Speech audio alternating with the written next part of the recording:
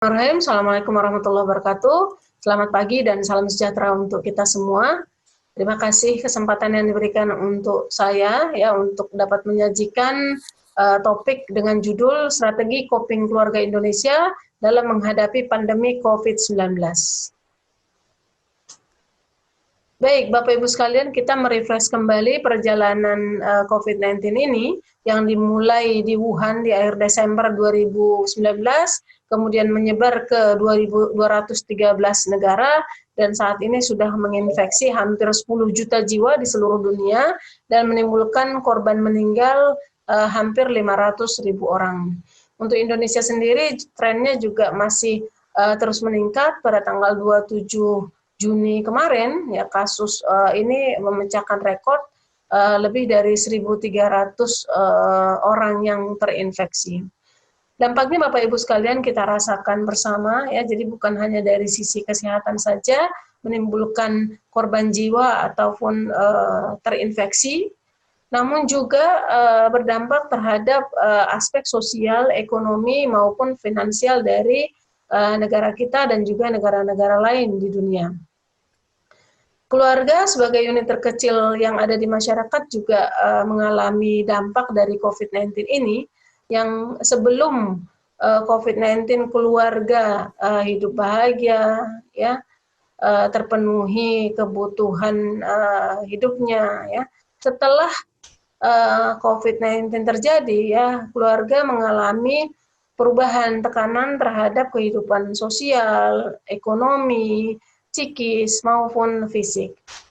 Berapa dampak yang terjadi pada keluarga sebagai akibat COVID-19 ini? Ya, ini mengharuskan anggota keluarga untuk stay at home, bekerja, belajar, beribadah dari rumah. Nah, ini sebetulnya juga berdampak kepada tingkat stres yang tinggi pada orang tua dan anak-anak maupun hubungan suami istri, apalagi dengan intensitas waktu yang banyak dilakukan oleh keluarga dalam rumah, ya.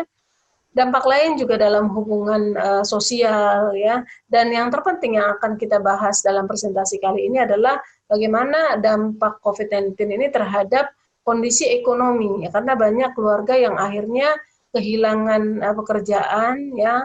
Kalau tidak kehilangan pekerjaan, mengalami penurunan dari sisi pendapatannya.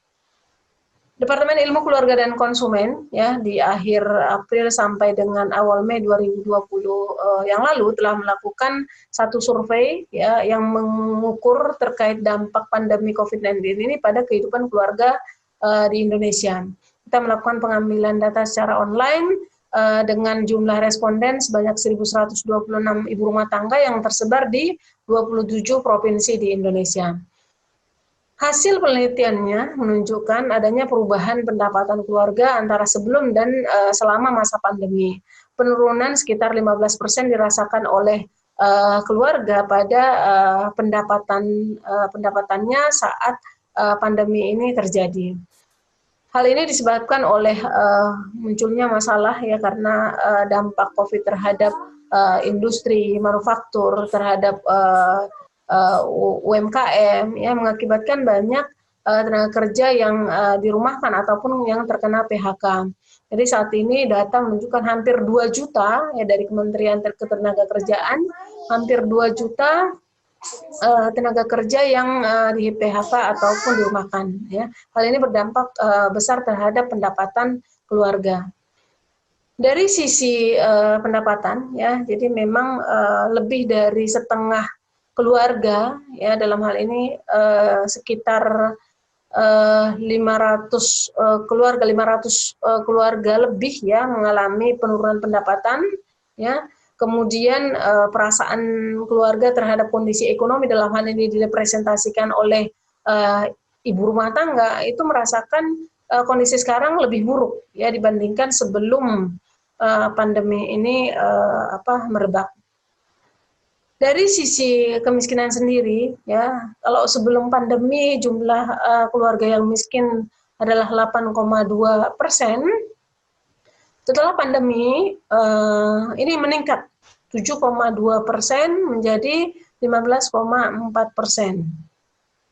Hal ini sejalan dengan kajian yang dilakukan Semeru Research Institute ya. Jadi pada Maret 2020 terjadi peningkatan jumlah angka kemiskinan yang awalnya di September 2019 jumlah penduduk miskin 9,22% ini meningkat di Maret 2020 menjadi 9,7% atau bertambah 1,3 juta orang miskin baru.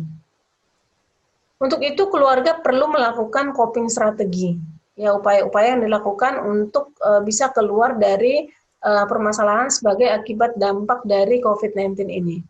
Apa yang disebut dengan strategi coping atau coping strategi? Jadi coping strategi ini adalah semua tindakan yang dilakukan oleh keluarga ya dalam kondisi terpuruknya sosial ekonomi, caranya adalah dengan melakukan pembatasan pengeluaran ataupun berupaya untuk menambah pendapatan sehingga keluarga tidak jatuh ke bawah tingkat kesejahteraan ya atau terpuruk. Ada dua tipe strategi coping yang dapat dilakukan oleh keluarga, tapi dalam pembahasan ini kita hanya fokus pada satu saja. Yang pertama adalah problem focus coping. Ini yang akan kita bahas lebih lanjut ya. Jadi problem fokus coping ini bagaimana upaya keluarga untuk merubah perilaku atau lingkungannya sehingga dapat mengatasi permasalahan yang dihadapi. Yang kedua adalah emotion focus coping. Nah, ini adalah upaya pengendalian emosi. Jadi kita menolak pikiran-pikiran suzon ya. Jadi berpikiran negatif terhadap kondisi yang saat ini kita hadapi ya. Kemudian emotion focus coping ini contohnya juga adalah pendekatan spiritual dengan banyak berdoa atau di satu sisi juga kita coping dengan cara banyak mengeluh ya. Nah, ini adalah dua tipe coping yang dilakukan oleh keluarga ketika menghadapi suatu masalah. Kita akan lebih fokus kepada problem fokus coping dalam presentasi ini. Baik, Bapak Ibu sekalian, ya, strategi coping yang dilakukan oleh keluarga dari hasil riset yang kami lakukan, ya, ini pertanyaannya adalah multi respon, jadi satu responden bisa menjawab lebih dari satu pilihan, ya. Dan ternyata hasil riset menunjukkan lebih dari 80% keluarga mengatasi masalah ekonomi yang timbul sebagai dampak COVID ya dengan cara mengurangi pengeluaran. Kemudian yang kedua terbanyak adalah mengambil tabungan ya.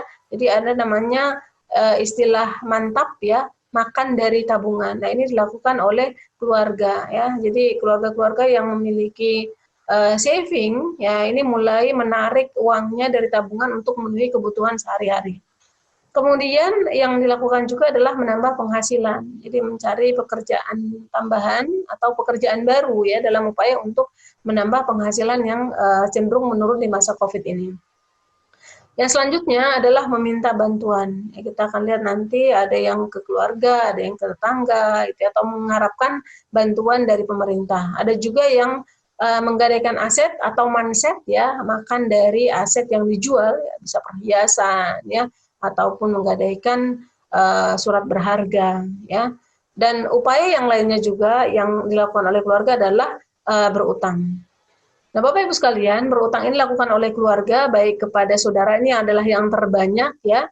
Kemudian juga berutang di warung untuk kebutuhan makan sehari-hari, ke tetangga, kemudian ada juga keluarga yang berutang ke bank keliling dan fenomena yang muncul belakangan ini juga berutang kepada online.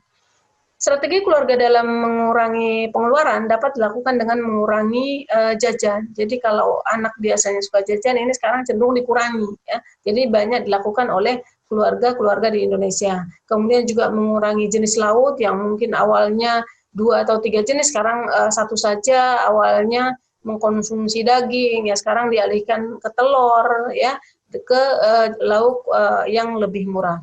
Kemudian juga ada yang mengurangi frekuensi makan, yang mungkin awalnya 3 sekarang menjadi 2, atau mempersering puasa sunnah. Dalam upaya untuk menambah masukan sebagai salah satu cara untuk coping keluarga, ya dilakukan tadi dengan menggadaikan aset, ini dilakukan oleh 18,5% keluarga ataupun dengan menjual. Jadi tidak hanya menggadaikan tapi juga menjual aset yang dimiliki supaya keluarga tetap bisa berjalan.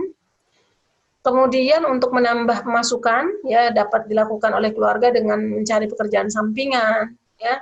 Kemudian juga anggota keluarga yang lain, bukan hanya ibu rumah tangga ataupun kepala keluarga saja, anak juga melakukan upaya untuk mencari pekerjaan yang bisa menghidupi keluarga atau memanfaatkan keterampilan. Saat ini banyak ibu-ibu rumah tangga yang memiliki bakat memasak ini juga memanfaatkan hobi atau keterampilannya untuk menambah penghasilan keluarga. Kemudian meminta bantuan ini dilakukan tadi saya sampaikan, ada yang ke saudara, ke tetangga, ataupun mengharapkan bantuan dari pemerintah. Bapak Ibu sekalian, yang dilakukan oleh pemerintah saat ini ya dalam upaya untuk menjamin kehidupan masyarakat supaya tetap berjalan, tidak terpuruk ya, tidak ada korban jiwa yang meninggal karena tidak makan ya. Jadi untuk penanganan COVID-19 sendiri pemerintah sudah menggelontorkan dana hampir 700 triliun ya. Nah, untuk membantu keluarga-keluarga di Indonesia ya dilakukan bantuan perlindungan sosial yang besarannya sudah sampai kepada 203 triliun. Jadi ada program keluarga harapan yang awalnya mungkin hanya per 3 bulan sekarang sudah diberikan intensif selama bulan Maret sampai dengan sekarang diberikan per bulan, jumlahnya juga ditambah sekitar 25%, jadi keluarga mendapatkan sekitar 250.000 per bulan. Kemudian ada bantuan sembako, bantuan bansos, baik itu di Jabodetabek maupun di luar Jabodetabek ya. Ada bantuan prakerja ya. Kemudian ada diskon listrik untuk yang kapasitas listriknya 450 atau 900 watt ya. Kemudian ada bantuan logistik, sembako, dan bantuan langsung tunai yang disalurkan melalui desa. Ya. Keluarga sendiri dalam upaya untuk menambah pendapatan, ya ada yang dia beralih profesi selama pandemi, ya ada yang keluarga yang awalnya memiliki konveksi sekarang beralih membuat masker, kemudian pelukis, ya sekarang menjadi penjual masker, ya kemudian superbis menjadi tukang beca, ya.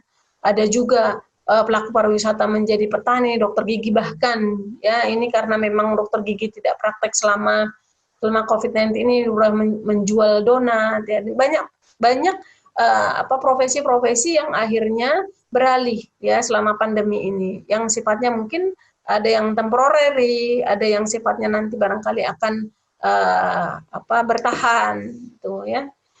Kemudian yang kedua adalah adanya profesi ganda selama pandemi. Ini disebut dengan amfibi. Jadi dia profesional tapi juga memiliki usaha sampingan sebagai entrepreneur. Ini banyak dilakukan ya karena memang menurunnya pendapatan sehingga keluarga harus berpikir lebih kreatif bagaimana caranya bertahan dalam kondisi pandemi ini, keluarga tetap bisa survive, tetap bisa terpenuhi kebutuhan sehari-hari. Ya, ini dilakukan oleh banyak keluarga. Ada beberapa ide yang bisa dipilih juga ini oleh keluarga saat ini, ya. Apalagi kalau memang memiliki keterampilan, ya, ini perlu dimanfaatkan supaya keluarga bisa bertahan hidup. Ini sebagai salah satu coping, ya. Jadi beberapa ide bisnis yang bisa dipikirkan, ya. Salah satunya adalah makanan fusion. Ini menjadi satu tren gaya atau lifestyle saat ini, kita mengkonsumsi makanan siap saji, ya makanan beku, ya ini bisa dipikirkan ya. Kemudian juga tren gaya hidup yang lebih sehat ini juga membuka peluang untuk jualan jamu-jamuan, ya alat kesehatan, ya. Kemudian travel logistik karena adanya pembatasan untuk keluar rumah, social distancing mengakibatkan kita juga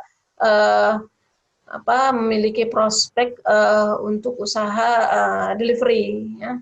Kemudian bimbingan belajar, ya pelatihan kompetensi dan sebagainya, konsultasi online juga saya rasa ini cukup berkembang dan ini bisa dimanfaatkan oleh keluarga saat ini, ya termasuk usaha untuk cleaning service. Baik Bapak Ibu sekalian, rasanya itu penjelasan singkat saya untuk presentasi hari ini. Ya, ada quote of the day hari ini bahwa keluarga adalah benteng terdepan negara. Jika keluarga bertahan, maka negara akan mampu berjalan. Dan kita harus yakin bahwa kita akan dapat melalui COVID-19 ini, ya, karena sesungguhnya sesudah kesulitan itu ada kemudahan.